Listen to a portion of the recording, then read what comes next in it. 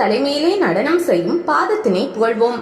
பரமசிவன் கழுத்தில் இருந்த பாம்பு கேட்டது, கருடா சௌக்கியமா என்ற கண்ணதாசன் திரைப்பட பாடல் அனைவரும் அறிந்தது. ஒருவர் சரியான இடத்தில் இருந்தால் யாரை வேண்டுமானாலும் பகைத்துக் கொள்ளலாம். ஆனால் அந்த இடம் பறிப்போய்விட்டால் அவர்கள் நிலை ஆபத்தானது என்பதே இந்த பாடலின் பொருள். பரமசிவன் கழுத்தில் இருக்கும் வரை பாம்புக்கு கருடனால் பிரச்சனை இல்லை. ஆனால் சிவன் கழுத்தை விட்டு விலகிவிட்டால் அதன் பிறகு பாம்பின் கதி அதோ கதிதான். நாகத்தையே ஆபரணமாக சிவன் தன் கழுத்தில் அணிந்து கொண்டுள்ளான். கடவுளின் கழுத்தில் நாகம் உள்ளது என்பது மட்டுமல்ல, நாகமே கடவுளாகவும் வழிபடப்படுகிறது. இந்தியாவில் பல இடங்களில் நாகராஜர் கோயில்கள் உள்ளன. பல ஆலயங்களில் நாகப்பிரதிஷ்டை செய்யப்பட்டு நாகம் பூஜிக்கப்படுகிறது. நாகர்கோவில் என்ற பெயரிலேயே தமிழகத்தில் ஒரு ஊர் உண்டு. அங்கு புகழ்பெற்ற நாகராஜர் ஆலயம் ஒன்றும் உண்டு. சிவன் கழுத்தில் ஆபரணமாக உள்ள பாம்பு பார்க்கடலில் துயிலும் பரந்தாமனுக்கு ஆதிசேஷனாக படுக்கையாக உள்ளது. அது மட்டுமல்ல, ஒவ்வொரு அவதாரத்திலும் பாம்பு ஒவ்வொரு விதத்தில் திருமாலுக்கு சேவகம் செய்கிறது. ராம அவதாரத்தில் ஆதிசேஷனே லட்சுமணனாக உருக்கொள்கிறது. பாம்பு பற்பல அவதாரங்களில் எந்த வகைகளில் எல்லாம் உதவுகிறது என்பதை பொய்கை ஆழ்வார் அருளி செய்த முதல் திருவந்தாதி வெண்பா ஒன்று அழகாக விவரிக்கிறது. சென்றால் குடையாம், இருந்தால் சிங்காசனமாம், நின்றால் மரவடியாம், நீள் கடலுள் என்றும் புனையாம் மணி விளக்காம், பூம்பட்டாம் புல்கும், அணையாம் திருமார்கு அரவு. பெருமாளுக்கு அவர் உலவும் போது நாகம்தான் குடை, அமரும் போது அதுவே சிம்மாசனம், நிற்கும் போது நாகம்தான் பாதுகை, பாக்கடலில் அதுவே மெத்தை. திருமால் அருகில் எப்போதும் திருவிளக்காக இருப்பவரும், திருமாலுக்கு பட்டாடையாக இருப்பவரும், அணைப்பதற்கு அணையாக இருப்பவரும் நாகம்தான் என்கிறது அந்த வெண்பா.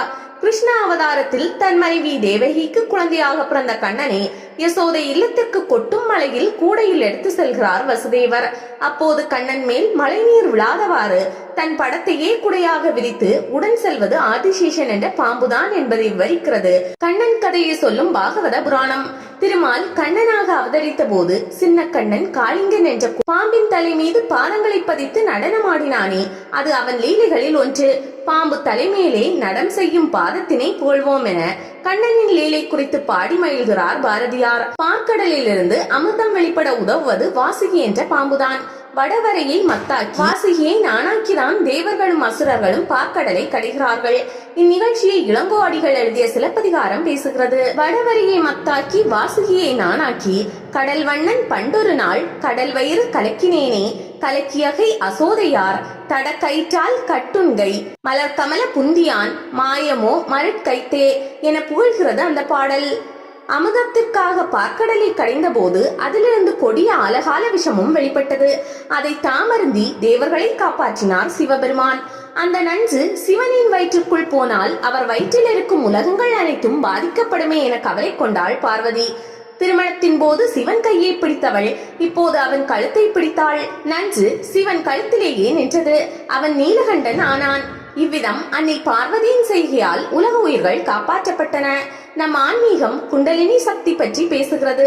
முதுகு தண்டின் கீழ்ப்பகுதியில் உள்ளதாக சொல்லப்படும் குண்டலினி ஒரு பாம்பாகவே உருவகிக்கப்படுகிறது. நாகலோகம் என்ற ஒரு தனி உலகம் பூமிக்கு கீழ் உள்ளதாகவும் அங்கே ஏராளமான நாகங்கள் வசிப்பதாகவும் புராணங்கள் சொல்கின்றன. நாகாஸ்திரம் என்பது வலிமை வாய்ந்த ஓர் ஆயுதம். நாகப்பாம்பின் கொடிய விஷ சக்தியை தாங்கியுள்ள இந்த அஸ்திரத்தை பற்றிய குறிப்பு ராமாயணம், மகாபாரதம் ஆகிய இரு இதிகாசங்களிலும் வருகிறது. மகாபாரதத்தில் கர்ணனிடம் இந்த வலிமை வாய்ந்த அஸ்திரம் உண்டு. இதை அர்ஜுனனை நோக்கி ஒரு முறை மட்டுமே பிரயோகிக்கலாம் என கண்ணனின் ஆலோசனைப்படி குந்தி தேவி கர்ணனிடம் வாக்குறுதி வாங்குகிறாள். அர்ஜுனன் மீது கர்ணன் நாக அஸ்திரத்தை ஏவிவிடும் தருணத்தில் தேரை சற்றே கீழே அழுத்தி கிருஷ்ணர் அது அர்ஜுனனை தாக்காதவாறு காப்பாற்றி விடுகிறார். ராமாயணத்திலும் நாகாஸ்திரம் வருகிறது. ராமராவண யுத்தத்தின் போது இந்திரஜித் லட்சுமணன் மீது நாகாஸ்திரத்தை பிரயோகம் செய்ய லட்சுமணன் நாகபாசத்தால் கட்டுண்டு மயங்கி விழுகிறான் என்பதையும், பின்னர் வானிலிருந்து பறந்து வரும் கருடனால் அந்த கட்டுக்கள் எப்படி விலகுகின்றன என்பதையும் ராமாயணம் யுத்த காண்டத்தில் விவரிக்கிறது. லட்சுமணனே ஆதிசேஷன் என்ற பாம்பின் அவதாரம் தான் என்றும் அவன் ஆதிசேஷனின் அவதாரமாக இருப்பதால் தான் ராமாயண பாத்திரங்களிலேயே அவனுக்கு கோபம் அதிகம் என்றும் சொல்கிறார்கள். இளங்கோ அடிகள் எழுதிய சிலப்பதிகாரத்தில் பாம்பு பற்றிய ஒரு செய்தி வருகிறது. கை குழந்தையுடன் இருக்கும் ஒரு பெண் தன் பிள்ளையை வளர்த்ததோடு கூடவே பாசத்துடன் ஒரு கீரி பிள்ளையும் வளர்த்தாள். ஒரு நாள் அவள் குளத்தில் தண்ணீர் எடுக்க போனாள். வீட்டில் தொட்டிலில் இருந்தது குழந்தை. அந்த குழந்தையை ஒரு பாம்பு கடிக்க வந்தது. பாய்ந்து சென்ற கீரி பிள்ளை அந்த பாம்பை கடித்து குதறி கொன்றுவிட்டது. பின் பெருமிதத்தோடு வீட்டு வாயிலில் வந்து நின்றது அது. குடத்தில் தண்ணீரோடு திரும்பி வந்த தாய் கீரியின் கோலத்தை பார்த்தாள். பாம்பு வந்ததை அறியாத அவள் குழந்தையை தான் கீரி பிள்ளை கொன்றுவிட்டதாக தவறாக நினைத்தாள். உள்ளே சென்று குழந்தையின் அருகே பாம்பு இறந்து கிடப்பதை காண தவறினாள். குழந்தையை காப்பாற்றிய கீரி பிள்ளையின் தலையில் தண்ணீர் குடத்தை போட்டு கீரியை கொன்றுவிட்டாள் அவள்.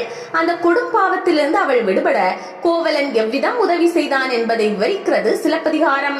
சீதக்களப செந்தாமரை என தொடங்குகிறது ஔவையார் எழுதிய விநாயகர் அகவல். யோக சாஸ்திரம் முழுவதையும் உள்ளடக்கி எழுதப்பட்ட உயர்ந்த ஆன்மீக நூல் அது. நாஞ்செழு பாம்பின் நாவில் உணர்த்தி என அது குண்டலினியாக பாம்பை பற்றி பேசுகிறது. வயதான நாகங்களின் தலையில் அவற்றின் விஷமே ஒரு ரத்தினமாக உருவாகும் என்றும் அதுவே நாகரத்தினம் என்றும் சொல்வதுண்டு. அந்த நாகரத்தினத்தின் ஒளியிலேயே வயதான நாகங்கள் இறை தேடும் என்றும் ஒரு கருத்தோட்டம் நிலவுகிறது. ராமகிருஷ்ண மடத்தின் இலசினையில் பாம்பு உண்டு. கார்கோடகன் என்ற பாம்பை பற்றிய குறிப்பு நளசரித்திரத்தில் உண்டு. அது கடித்ததால் நளன் உருவம் பெரிதும் மாறியது என்றும் அதனால் தான் குறிப்பிட்ட காலம் வரை அவனால் மறைந்து வாழ முடிந்தது என்றும் நளசரித்திரம் சொல்கிறது.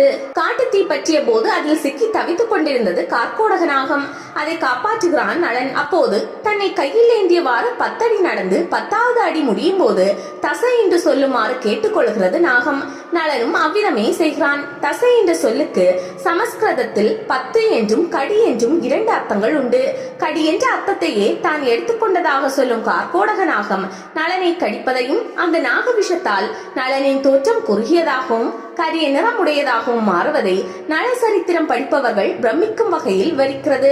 14 சித்தர்களில் ஒருவர் பாம்பாட்டி சித்தர் என பெயர் பெற்றவர். அவர் பாம்பை முன்னிலைப்படுத்தி பாம்புக்கு சொல்வது போல பல பாடல்கள் எழுதியிருக்கிறார். கொடிய விஷ பாம்புகளை எவ்விதம் கையாளுவது என்ற கலையிலும் அவர் தேர்ச்சி பெற்றிருக்கலாம் என்றும் குண்டலினியே பாம்பாக உருவகப்படுத்தப்படுவதால் அவர் குண்டலினி யோகத்தில் சிறந்தவராக இருக்கலாம் என்றும் இருவேறு விதமாக கருத்து நிலவுகிறது. திருவண்ணாமலையில் மகரிஷி ரமணர் தங்கியிருந்த குகையில் ஒரு முறை பாம்பு வந்துவிட்டது. அன்பர்கள் அதை அடிக்க போனார்கள். ரமணர் தடுத்து நிறுத்தினார். பாம்பை ஏன் விரட்டுகிறீர்கள் என கேள்வி எழுப்பினார்.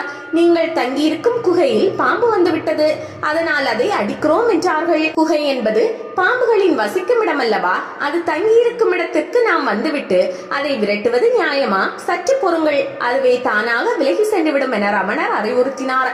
அவர் சொன்னபடியே யாரையும் எதுவும் செய்யாமல் சற்று நேரத்தில் பாம்பு ஊர்ந்து வெளியே சென்று விட்டது. எண்ணற்ற ஆன்மீக செய்திகளை நமக்கு உணர்த்தி கொண்டே இருக்கின்றன ஆன்மீக பரப்பில் நெடுக ஊர்ந்து செல்லும் புனிதம் நிறைந்த நாகங்கள்.